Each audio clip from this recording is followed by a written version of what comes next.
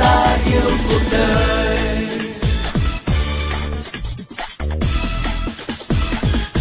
Bạn hãy vui cùng những người lính trẻ, rất yêu đời và luôn mơ ước mơ được giữ trong tim mình những tháng năm đầm đội bên nhau.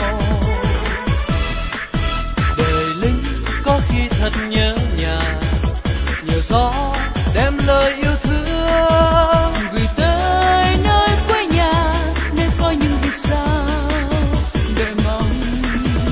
Đời lính có cây đàn tâm tình, hòa tiếng khi lòng buồn vui, đèn theo ta đi khắp nơi, nhau bước trên hành quân suốt cuộc đời. Nào cùng nhau ta hát lên, chúng ta là chiến sĩ.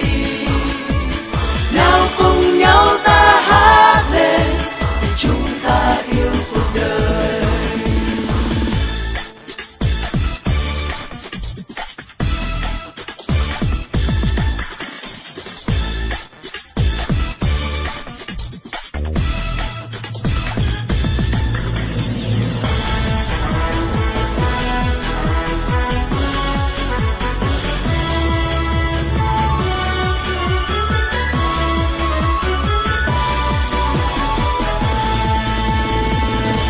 Bạn hãy vui cùng những người lính trẻ, rất yêu đời và